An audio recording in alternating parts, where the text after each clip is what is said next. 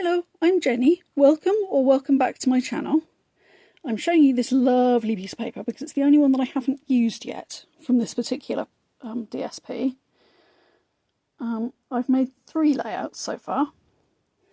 So, first things first, without any further ado, here we go.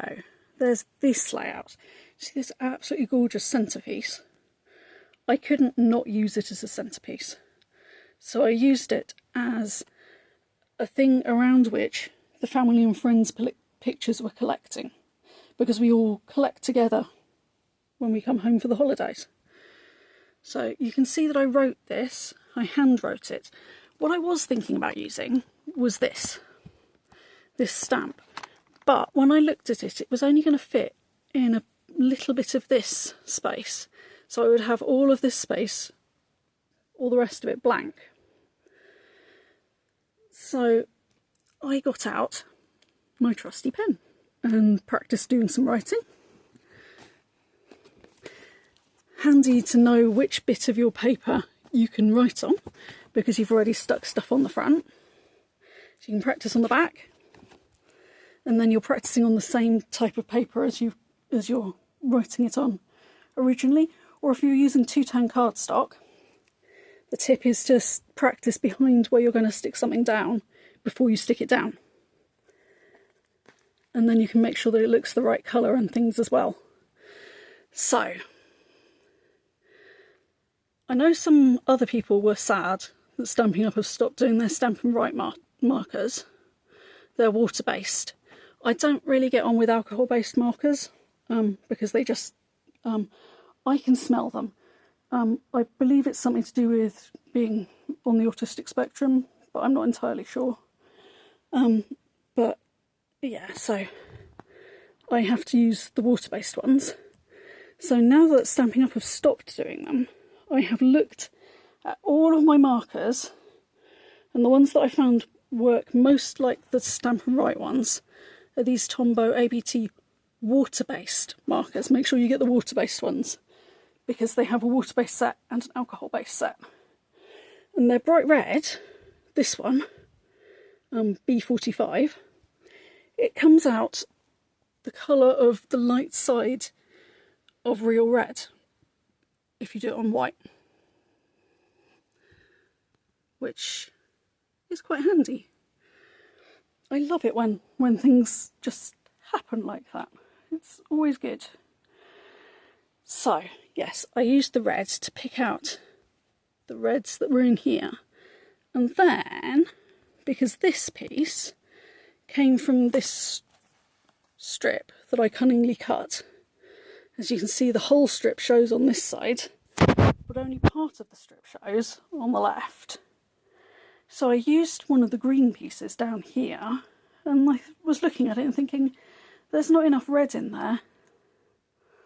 That doesn't look right. There's not enough red. Because if you look here, this centrepiece has got red and green over the leaves, or topper, I think some people call them. And this one, again, has got red over the leaves. And I've stuck this one so that this quilter star looks roughly the same. And it all draws together, but it was all green, apart from a few little red dots in with the holly berries.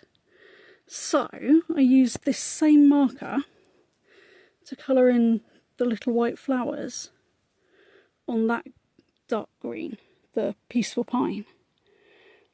And I think that works very effectively. It was the same as this pattern, but with the green background. So, or this pattern as well. That's the Secret Sea version of it. I like the way that the different patterns are reused all over. So yeah, you can see the original there, and I just added a bit of red, and that just draws the red down into that particular embellishment cluster as well. So we have got 1. And the other thing with this one, you may be wondering where I got this, because you don't recognise it from this year's DSP. I actually borrowed it from last year's DSP, because I had a whole load of it left over. If I hadn't been going to, the one that I was going to use was this one. And then I would have done something different for the tops. But because I had some left over, and I thought that it worked better, because I've been going through all of my stash and looking at the different patterns of DSP that I've got left over from various different packs, and seeing what ones would work quite well as material. So you can see in here, I've got some Christmas paper. Some of it is random Christmas paper and some of it is last year's Christmas paper. There's a piece from the rabbit one last year, and that's last year's autumn. And then that is December's product of the month, and that was last year's floral paper, the one that had 2 different names, Lovely Florals and Florals in Bloom maybe. And I've just been looking at different ones that would work well as material and seeing what I can put them with. Because if you remember, the dies this time round are very, very, very oriented towards quilting. I'm just going to flip one of these pages over so I can show you what I did here. I just cut round. You'll see why in a moment. I just cut across the corner of those to make that into an octagon, and then make the birds into an octagon, and then, yeah, you'll see what I did. Obviously the other side is very pretty too, but and then I will get some of the little pieces out that I've got. So there's that little piece, for example, and then I cut some of the little Christmas trees off separately. So you've got all sorts of different pieces that I can use to embellish things, or I can use for parts of cards. I have not finished with my Let's Do Christmas in July. It may carry on going in August, and there will definitely be other quilting things brought in too, but I am definitely going the whole hog with the whole Let's Do Christmas, and I will probably be very bored of it by the time we get to mid-November. So anyway, this is layout number 1. Oops, get it the right way up. There we go. This is layout number 1. With the beautiful centrepiece, and you'll see where I've used the rest of that in a moment. Put that over to one side, and then get out layout number 2. Layout number 2 and number 3 actually go as a pair. Okay, so this is layout number 2. As you can see, I used that to make a border across the bottom between my 2 curtains. Well, between what would be my 2 curtains, except that I've only got 1 curtain, because around the outside of this one I used the outer piece of this centrepiece.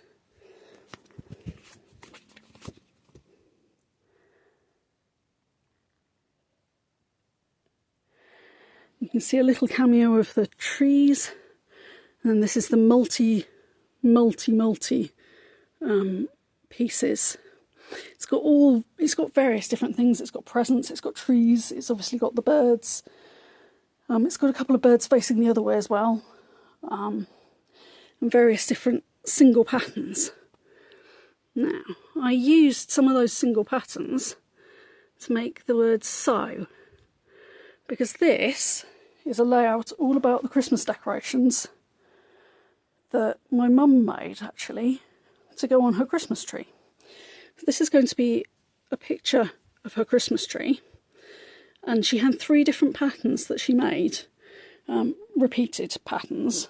A couple of them are based on cathedral windows, so if you're familiar with quilting, you'll know what cathedral windows are. And one of them she made based on the diamond-shaped piece, and the other one she made based on the sort of the 4-piece, the like almost plus sign that's kind of bulgy, for want of a better word, that goes in between the square piece, the diamond piece. And then there was another one that she made as well. So I'm going to put a little one of each down there, and then a picture of the tree, because my child was absolutely fascinated with these when she was 18 months too, and just loved, just would go and look at Nana's Christmas tree and hold them and turn it round and see if she could see where the material went. She'd been sleeping under, playing on whatever, a quilt from Nana for most of her life by that point.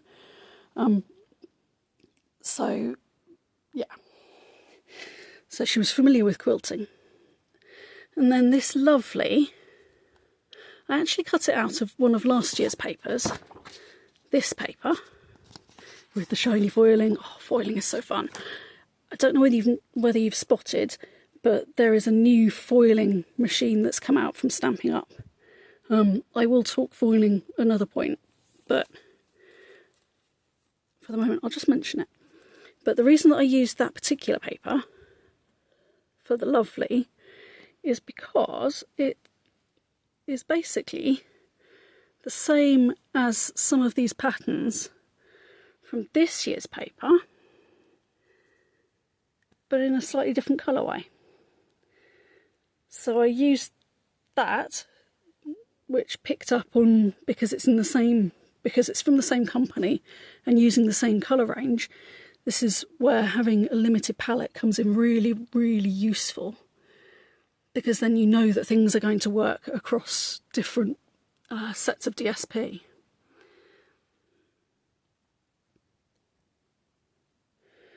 So it all works together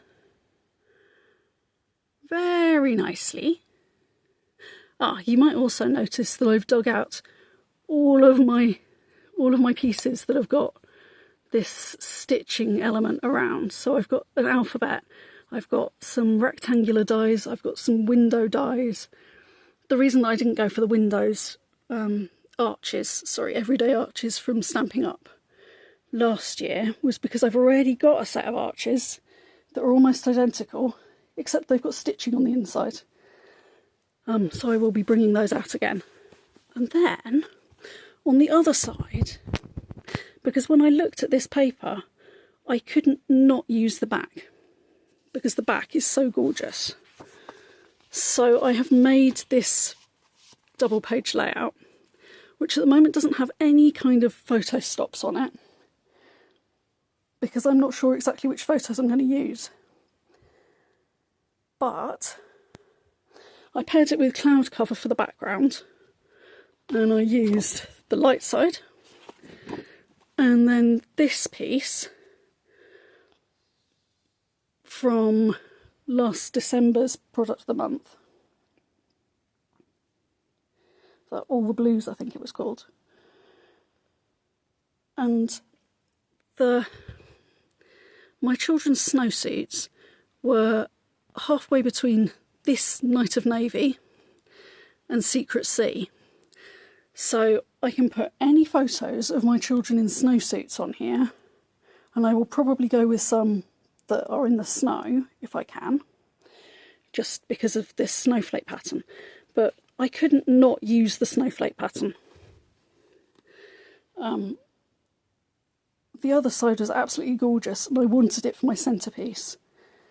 but I couldn't not use the other side because the other side is just absolutely gorgeous. So the way that I've done this, in order to build two sides on one piece of paper, was I gutted the middle to get my centre, and I fussy cut it so that I got the right piece out of the middle. And then I made this piece of cloud cover slightly bigger than the hole.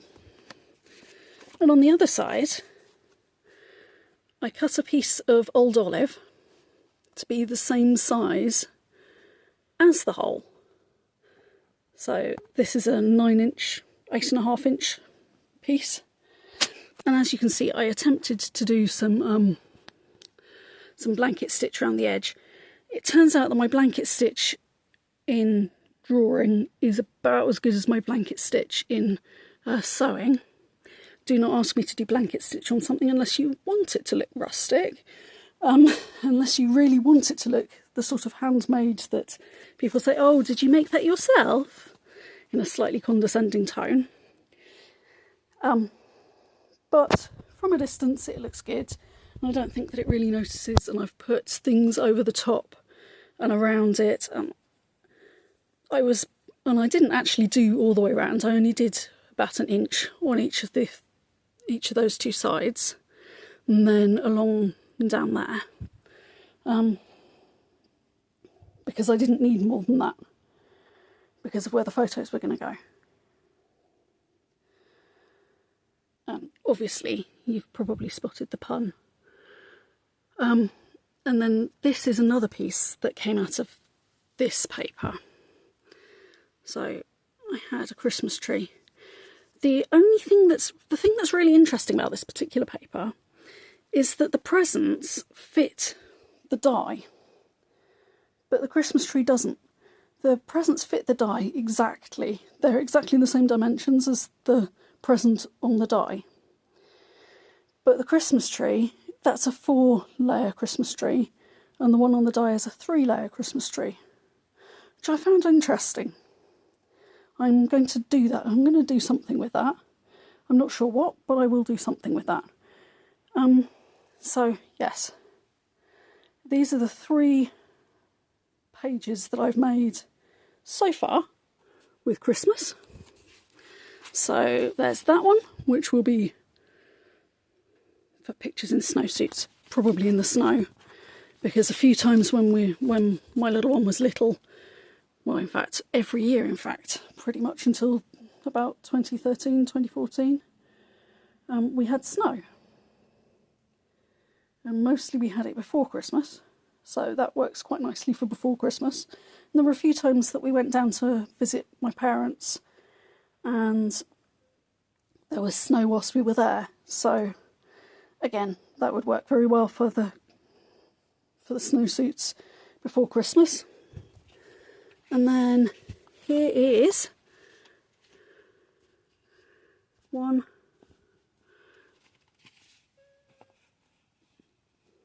the third one. There we go.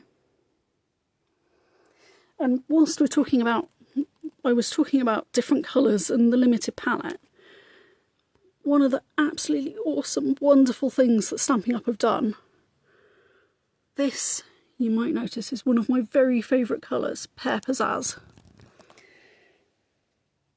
I was really pleased when they brought in the two-tone cardstock, and I noticed that the back of Old Olive is almost identical to Pear Pizzazz. I was so pleased. Thank you so much for bringing back one of my favourite colours. So, yes. There we go. I'm going to bring that sheet back in because, you know, it's pretty and I haven't used it yet.